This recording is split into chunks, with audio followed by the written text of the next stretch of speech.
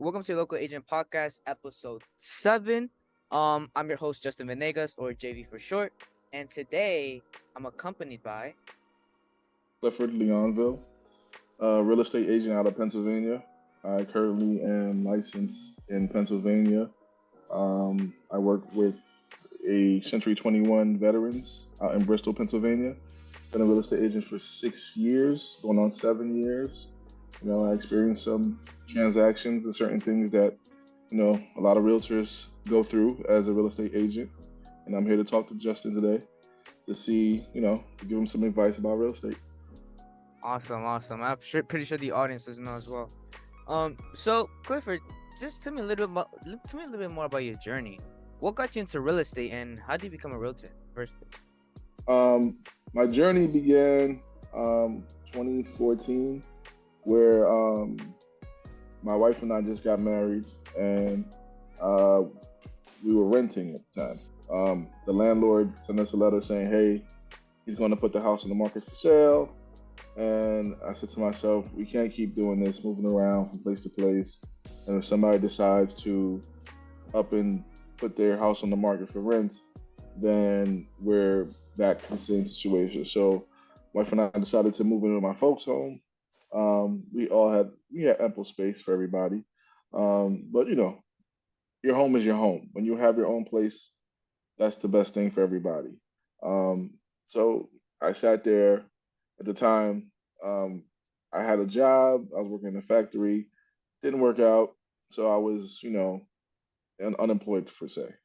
So I was sitting at home watching A&E, or is it Bravo? I think it's Bravo. I was watching Bravo, and Million Dollar Listing was on TV, and I was like, I could probably do what they're doing, talking on the phone, you know, making deals and things of that nature. I could probably do that as well. So luckily, I did my research. I went on Google and searched up real estate schools, and the first number that popped up, I called them, and they said, "Hey, you're in luck. We have a class starting next week Thursday." Mm. I was like, "Wow, that's just amazing!" Like I was trying to, get some information, and then you got a class starting. So once the class started, I got into it, and I really took on everything that they showed me in class. I took it on quickly. I understood it, and it didn't bog my mind or anything like that. Although that exam was hard. The state exam Yeah. to get licensed is hard. The margin of error is so small. Like it's hard. You have to really know the book. You have to read the book, read it in and out, read everything they give you, and yeah. So that's how I became an agent, by watching TV, million dollar listings, and I was like, hey, maybe I could do that. Yeah, it's pretty funny because if you guys in the audience watch my previous podcast, every realtor said the same thing about like the real estate exam being hard to pass, and the biggest relief when someone passes it is insane.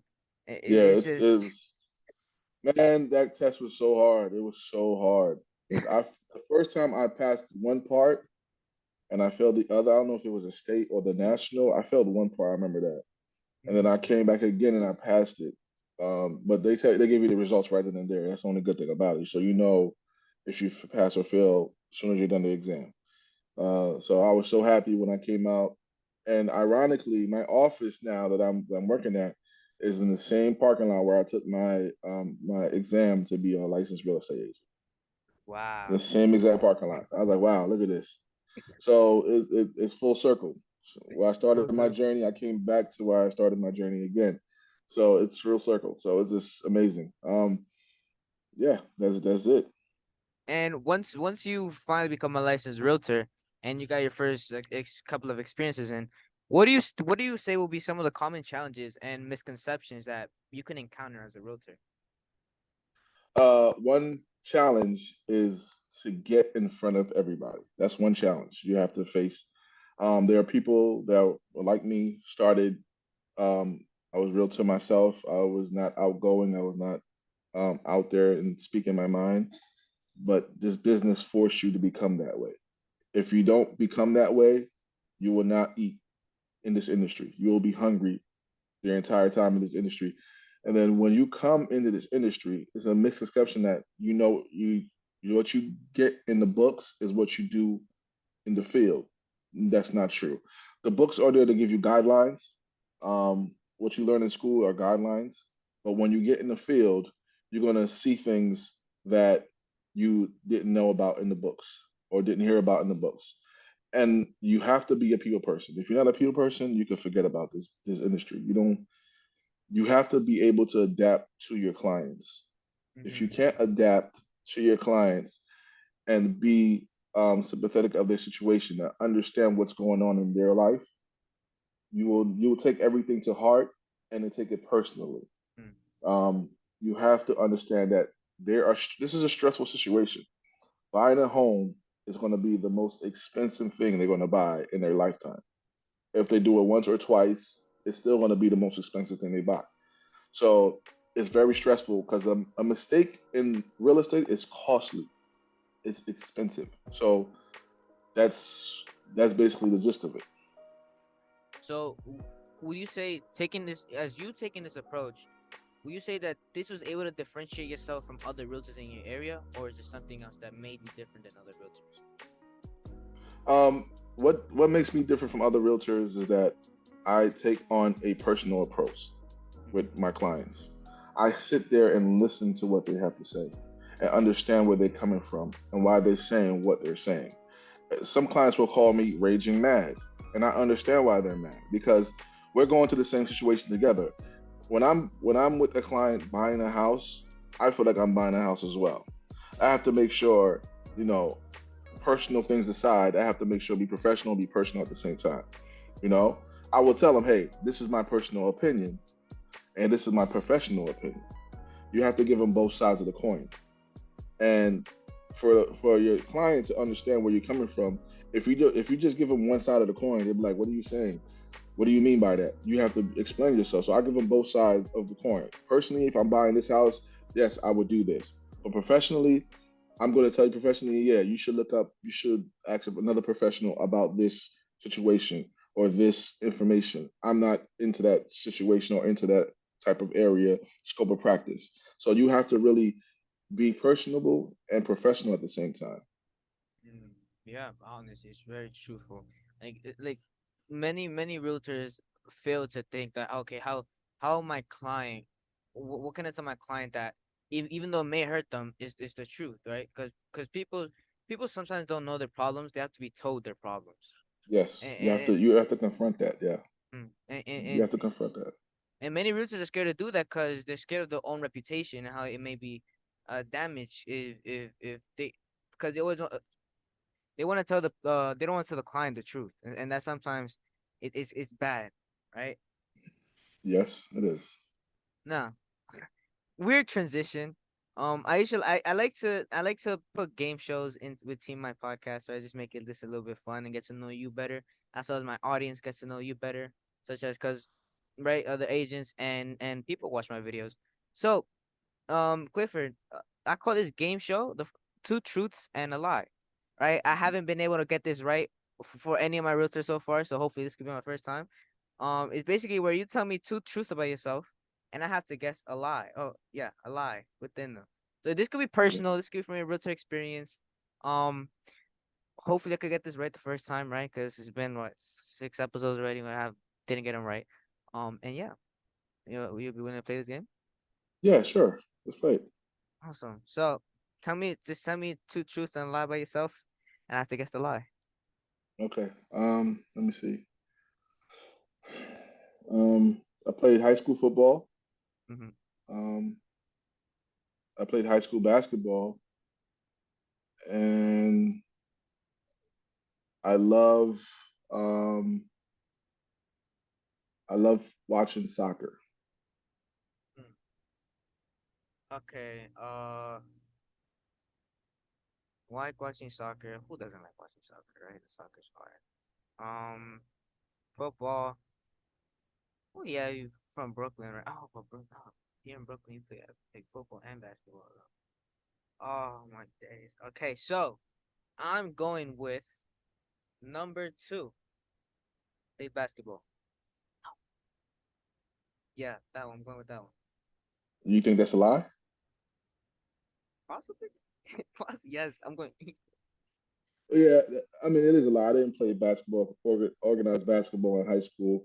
I played it with my friends, but not on a team for my high school because at the time when I tried out in junior high, I was not as tall as I am now.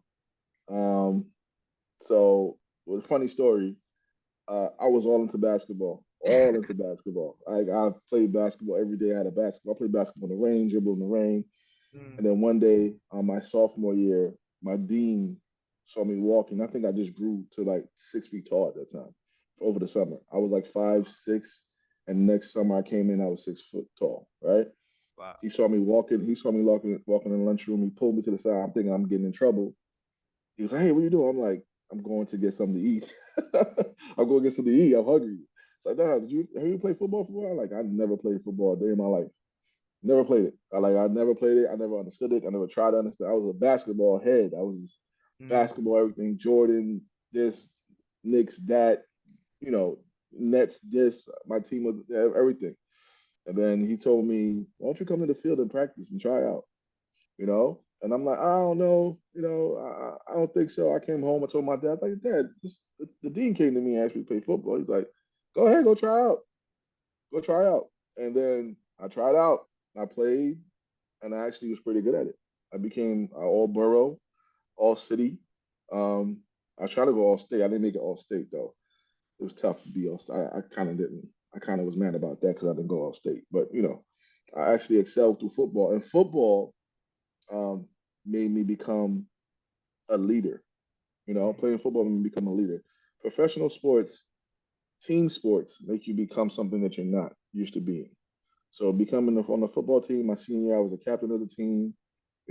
I led the team and I was the face of the team. I was making sure players were on, respecting the people. When we disrespected somebody, the entire team came to apologize, and I had to be the one to apologize on behalf of the entire team. So playing football, organized football, helped me become more organized in my life and gave me a goal oriented, basically. mm. Yeah, playing teams with sports can make you a professional, especially like let's say you're a captain wise or like I don't it just better you better communication like that. Yes. As it's very important in sports, right? Communication is key in sports. Um, and yeah, well, thank you for sharing the story. Finally got it right. Let's go, let's go. Right? It took me seven tries of charm, as the saying says, even though it's three. But all right, Yeah. so moving on, how do you stay updated on the latest market trends and changes in your industry? If you don't mind me asking, do you rely on the I don't. MLS Well, or? yeah, MLS, asking your fellow realtors what's going on in the market because sometimes if you're not active on in this market every day, you won't know what's going on. Talking to people and looking on CNBC. CNBC tells you a lot about what's going on in the world. Mhm, And CNN as well. So those channels help me to keep me up to date as to what's going on. But actually being in the field, looking at properties on the market, seeing how much it's sold for, seeing what's going on in the market, how long it stays on the market. That tells you what's going on in the world, or what's going on in the real estate world. Actually, sorry. If you don't have any idea, just go on to MLS and look on the neighborhood that you're farming. Look at the neighborhood that you're trying to get listings for, or look for your buyers and see where the numbers are as far as the listing price and the sell price. Those are the things that matters when you're doing when you have a client that's trying to buy a home and you're trying to figure out what's the best offer price for them. mm, But lately it's been kind of crazy because of these cash buyers coming in and just straight blowing everyone with financing out the box. I mhm, have two examples. My last transaction, my client, I sold his home and he was looking to buy a home as well. So we put in an offer on the property. um, Offer the property was listed at 380,000, right? mhm, We put in an offer at 390 with an escalation clause. The escalation clause is saying if somebody comes in at a certain price point, offer your offer automatically bumps up to a certain number. So we escalated that to three. We went offer 390. It went up to 410 or 410,000, mhm, right? So we're thinking we're good, we're fine. You know, that's a strong offer. Um, but no, we got beat out by a cash offer. The cash Ooh. buyer came in at $434,000. They came in cash, and I'm just like, what is going on here? This house is not a brand new house, mind you. It's built in the 1960s. It's not a Mm. brand new house. It's a rancher, one floor. I'm like, what is going on here? Mhm. Right? So I'm just like, okay. I asked the realtor, I said, hey, I asked the seller, I said, hey, what, how many people put in an offer on this property? He said 25 people, 25 offers was Wow. given on this property. 25. I'm like, okay. Um, then he said, yeah, the person came in with full cash offer. The second instance, we went out looking at another property. Property is priced at 365, right? We offer 380. We're already over asking, right? With an escalation to 390. We didn't get that house as well. Wow. And the reason I asked the agent again, I said, hey, what's going on? What do we why are we getting beat by these offers? He's like, well, this person came in with $300,000 down, cash, waive Mm. all, waive everything. Everything known to God on the agreement of sale, everything known to man, they waived it. Inspection, appraisal, they waived everything. And this house is not a brand new home. Wow. I don't know if other realtors are experiencing that in different states or different markets, but it's like that now. You have open houses in certain neighborhoods, 100 people will come there. Over 100 people. Mhm. I've seen it with my own eyes. I've seen it in an open house not too far from my home. Um, over 100 people were there. Over 100 people. Wow. Yes. Uh, yeah, and about these cash deal offers, right? I think this is something that I like to talk about a lot. It's like, have you ever encountered like investors by any chance? Like investors who take over a person's mortgage and puts a cash deal offer. I think this is called subject to and creative financing. Have you ever encountered one of those deals, with No, investors? no, I haven't encountered anything like that yet, as of Ah, yet. I would like to. I mm-hmm. mean, I would like to encounter a lot of things in real estate. In real estate, one It's thing I tell very other big, realtors, very big. yeah, one thing I tell other realtors, right? Brand new realtors are coming in the game, don't know anything. Don't be afraid of a challenge Mm, because when you are experienced and especially when you have the backing of your fellow realtors in your office that you could go to, don't be afraid to ask them for help. And make sure when you become a realtor or first you become an agent, then you become a realtor. When you become and when you join the office, make sure the office is a has seasoned agents that will help you. That's not afraid of you being a new blood. There's a lot of realtors out there that's afraid of new people coming in, don't want to talk to them, I don't want to help them, I don't want to show them anything. You have to do your due diligence and get with the right office to teach you this business. mm-hmm. So I haven't really experienced that. Back to that question, I never really experienced that yet. I want to. Uh, I would love to deal with that. That's something you have to get underneath your belt. Like my previous um, transaction, I had my client purchase a home with an underground oil tank. Yeah, underground oil tank to heat up the house. So we had to get that removed, and the process was crazy. It was kind of crazy. Underground oil tank, removed it. Come to find out that the soil was contaminated, which means the oil tank was leaking oil Working in the oil. ground. So that had to be remediated. So they had to come in and remove 20 tons of dirt minimum. Then they had to Wow. recheck the soil. Yeah, it's serious. It's serious business. It's serious business. It's a serious matter. It's not even a joke. Like when the oil tank is leaking oil in the ground, it contaminates the ground. It has to be remediated. And the minimum amount of soil they got to take out is 20 tons. That's just the start. Wow. That's a lot. Yes, and then they have to take the soil test. They test the soil right then and there on the spot. Mm. Then they do a second test. They send it to a lab, That's not a company. That's not with the company that does the removal. And then you have to get them to confirm the number of contamination, the level of contamination underneath the ground. That was my first time dealing with that, you Yes. know, and I have experience with that now. Now I know it is a lot. You see, there's a lot of things that don't teach you in school. You're not going to learn this in school. You got to go out there and get in the hole and dig in the hole yourself. If you kill, listen, you're not going to learn this in school at all, at all. Mm-hmm. Now I'm experienced with that. Now I can go to anybody in that same neighborhood. Like, listen, I dealt with this house. I know exactly what you're going to go into. So be ready.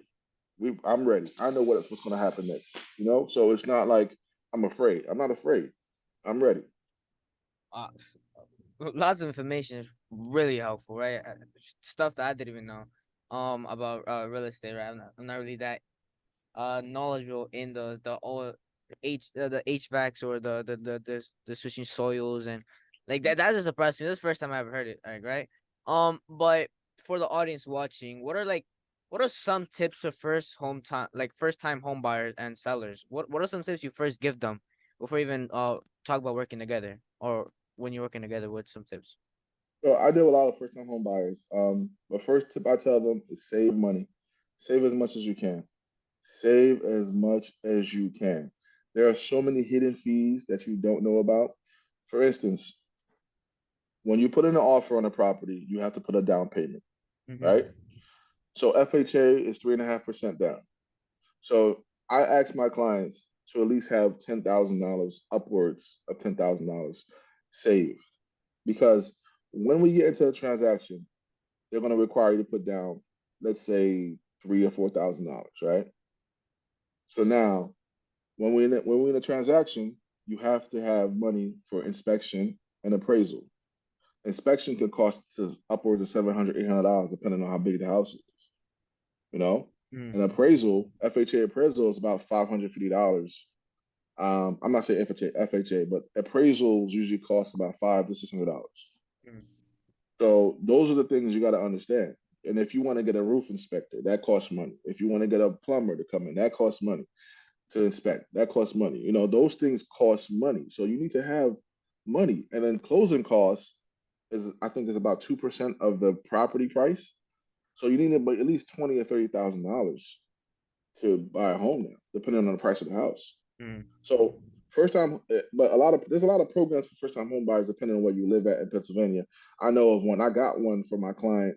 She got, I think, $8,000, and she don't have to pay it back because she lived and worked in the county. They gave her $8,000 grant. She have to pay back as long as she live in the home. And when she sells it, I think she has to be there for 10 years. I'm not sure. Wow. And it's basically a second lien on the property, but you don't have to worry about paying it back. Uh, So it's just something. If you sell a house, you have to pay it back $8,000. So that's all it is. so loan programs Yeah. and that. And Um, for sellers, I make sure a lot of sellers want to sell their home, but that costs money too. mm, That costs money too, because if your home is not up to date, or if your home is not, in good shape, because when you're putting a home on the market in Pennsylvania, certain townships require a use and occupancy cert. And the township, you have to get that cert in order for that how the transfer of homes to be to go through. That's you need that to make the transfer of homes to go through. If you don't have that, the transfer of home is not going to happen. So certain townships in Pennsylvania require you to have the sidewalks to look good, hand railings to look good. So that's why I say it costs money too to sell a home. Depending where you live, then you got to get a heater cert. You got to have an HVAC company to certify that the heater works properly and everything else. You might have to get a sewer line inspection. They have to have the plumber come in with a snake and a camera to go down the sewer line to see if the sewer line is ran properly, if everything is running properly in the sewer line. So those things come into play as well. So that's why I say it costs to mm-hmm. sell as well. So you have to have money. And owning a home is not a cheap endeavor. If you Definitely. can hear noise in the background, I'm getting my bathroom remodeled right now as we speak. That's Mm-hmm. going to cost me upwards of 7 grand, 8 grand. You know, so you have to have money to buy and sell a home. So it's not cheap. But Definitely. at the end of the day, you're making an investment, a long-term investment. It's not like a tomorrow you'll get your money back. No, 10 years, 5 years, you'll get your money back. You definitely get your money back. Real estate is the only thing that appreciates in value unless you let it deteriorate. That's the only way it depreciates in value. But it appreciates in value when you put money into it and you take care of it. And if you see a problem, you are active, you're proactive and active on the problem, you don't have to worry about anything. Mm.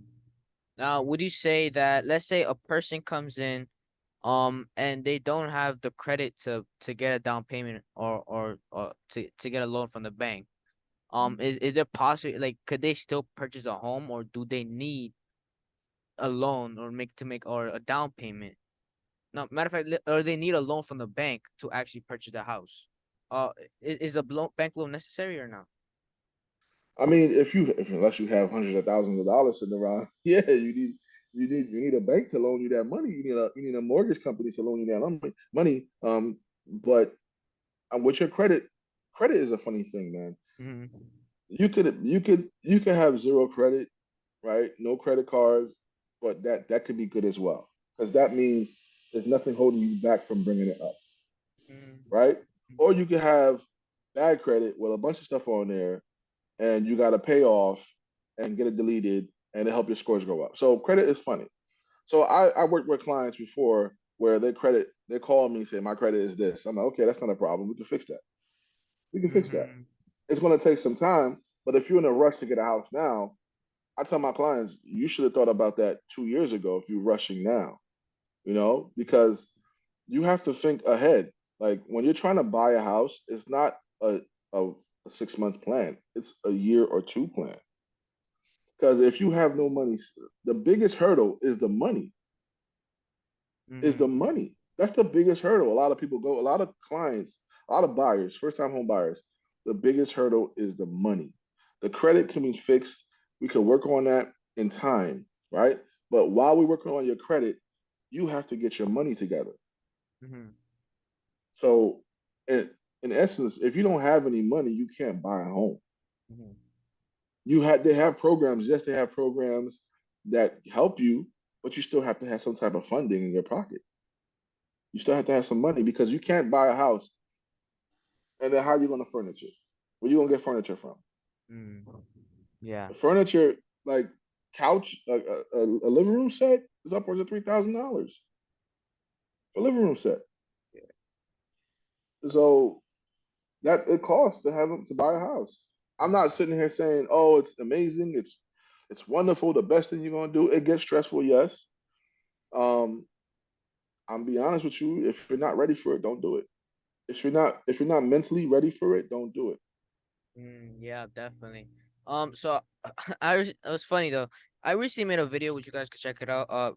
Previously, where I talked to an investor about what if someone has, no job history or no credit, can they still purchase a home? And what's funny enough is that they mentioned how, investors that work with real estate agents, they mentioned how a person could buy, like, a person could purchase a home if it's like through creative finance deals or subject to deals, which does the realtor could also be, beneficial from, because these deals mostly work if they're on foreclosures Mhm, or expired listings, right? mhm, And because sometimes places with no equity, they sometimes get overlooked by people, and not many want to buy that property. But however, if they do like a creative finance deal where, like, the seller becomes the bank for the investor, they could both make a profit and not give the money to the bank. Now, and this is with no credit score or no job history involved, right? So that's one. And then there's another one called subject to investing, where it's like let's say there's a property with equity, but the seller is over asking for, or the seller, or the realtor is finding hard to sell that property. Well, what you could do is what an investor does in this case is that they take over a person's mortgage, and like you mentioned, these cash offer deals is like many investors do that in order to avoid, in order to, like, dealing with the banks, yeah, dealing with yeah, the in banks order and to avoid financing. give money, instead of giving money to the bank, they give the money to the person to resolve this problem. And this interesting fact is something that not, like it's something that my investor the investor that we have in our community that mentioned that this is what causing real estate agents to miss out on potential deals, is because majority of them don't know how to work with investors, right? Investors are looking to partner up with the realtor who has trouble with selling their foreclosures, or has trouble with just selling a property with the seller who's over asking, which mm, in this case, if a seller was over asking on the property, an investor could simply give the money, like but the down payment was creative financing. They give the money to the seller over time, but on the investor's terms, right? So mm, this way, the investor is winning and also the seller is winning. And also, and how a real estate agent gets paid in this case is because the real estate agent was able to find these properties for the investor, a realtor typically gets a commission on that as well. Which, just a little quick tip, this was previously mentioned more. I don't want to rattle on here, right? If we already made a video on that, if you guys check it out, it's simple. Like many agents should try to do that. So chip in. So if in your case, right, you want some help on how to work with investors, if you're interested, you can check out that video previously made. Her name is Alexis Morgan. Pretty awesome, right? And yeah, just these little quick tips on investors that I personally find interesting. Um, any any any thoughts so far or questions regarding that, regarding what I just no, previously said?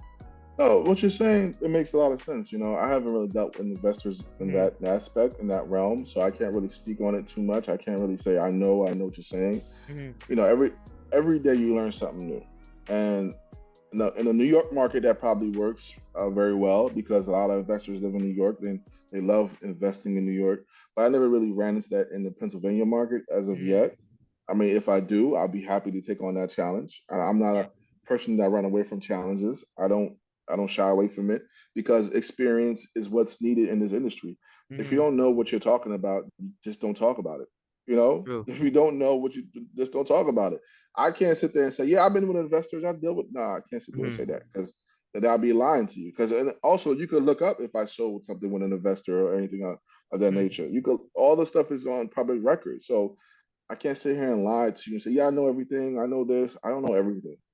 When you tell me something and I don't know it, I'm gonna take it in. I'm gonna say okay, and understand what they're saying to me, and and research it and see Mm-hmm. if it's possible. So then, when if the situation does come up, where I'm in a foreclosure and I'm trying to sell a foreclosed home, I can say, hey, maybe we could get an investor to come in here and do something with this. And we could find something. Those avenues are open because of what you just said. And you know, a realtor, like I said, a realtor has to be able to be flexible with their customers and clients. They cannot just be up to. They cannot be just strict to the line. They have to be able to move with their clients and see what Mm-hmm. their clients are looking to do. If you're staying to the course and like for a perfect example, the oil underground oil tank was not a part of the course. We Mm-hmm. had to get that out the ground. Then it needs to be remediated. That has to be done. That wasn't a part of the course. You know, if you Mm-hmm. don't if you don't flow with what's going on, you're gonna be stuck, and then they're gonna look at you like you don't know what you're doing. What are you doing here? You're not to control the situation. So another thing the realtors have to understand, you have to be able to control the situation, control your emotions, and get out of your own way. Mm-hmm. Get out of your own way. Do not get in the way of this transaction to close. If your client tells you something, you take what they're saying, give the give the words back to the other agent in a way that the other agent can understand and comprehend and give it to their client. Because miscommunication is the biggest issues in real estate. Mm-hmm. Miscommunications. Definitely. Yes, Definitely. funding and financing is part of it as yet, but miscommunication between the realtors and egos between the realtors can mess up the deal more than anything. Definitely. Definitely. The client could be mad at you, and then you can take it back on that realtor. No, just tell the client, okay, I'll let them know what you're saying. I'll express your feelings, but I'll tell them in a nicer way so that they understand that, hey, we can't do it this way. We got to do it this way. So communication is key, especially dealing with investors. Yes, Yeah. yes, and people as well, and regular people, regular clients. Um, when I tell my clients when they're trying to sell a home, I said this is now a business transaction. You Mm-hmm. should not get emotional at all from this point on. When I first tell them before they sign the paperwork to put it on the market, I said, you are now in a business transaction. You are no longer the owner of this home. You own this home now, but now from now on, anybody who wants to see this home should be allowed to see this home. This is no Mm, longer your home now. This is now your business transaction. true. This is your money. And some Yeah, of them say, "Oh, I don't know, I don't know." I said, "Listen, if you don't know, don't sign, don't put on the market. But if you sure, anything else from here on is a business transaction. That's it." true. Uh, thank you for all this valuable information, Clifford. And remember, if you're ever interested in learning about investments or anything else, right? Working with investors, you can check out my previous interview that I did with an investor and my and a couple of agents that I had on board as well. You could check out that video in my channel. But Clifford, before we actually leave and ask the final question, where can people find you and on what social platforms? I'm on Facebook and Instagram and LinkedIn. Clifford Leonville Realtor, all the same. Mm-hmm. For Instagram, it's Clifford Leonville underscore Realtor. I work in the Pennsylvania market. I'm currently licensed in Pennsylvania and working on getting my license in New Jersey and maybe Florida. I don't want to bring it up too soon, but I'm just thinking about doing Florida as well because my office it has a license, has an office in Florida as well. So yeah, I'm not afraid of going anywhere in Pennsylvania. To be honest with you, I sold a home maybe 2 hours from my house, 2 hours from where I usually work in. So I'm not afraid of going anywhere in Pennsylvania. So Well, awesome. Well, Clifford, thank you for your time. And remember, guys, if you like this video, comment down below and like and follow. Right. We bring here industry experts such as home inspectors and real estate agents and investors as well. So if you're looking into more of that content, don't be afraid to comment down below what type of industry expert you're looking at to next. And Clifford, thank you for your time. Yeah. and ask your realtor to get you a home warranty, which covers the basic electronic products in your property that you buy the house with. Your washer, your dryer, your dishwasher, your Mm-hmm. HVAC system. To replace those things, the HVAC system alone can cost you upwards from 7 to 10,000, depending on what size of the system. Mm. So, your washer and dryer, $2,000. Dishwasher, another $1,000. Your microwave, $700. Wow. Your refrigerator, 1,500, $2,000. Wow. Get that coverage. Get that coverage. It costs you probably $600 for the year, right? How it works is if something goes wrong, right?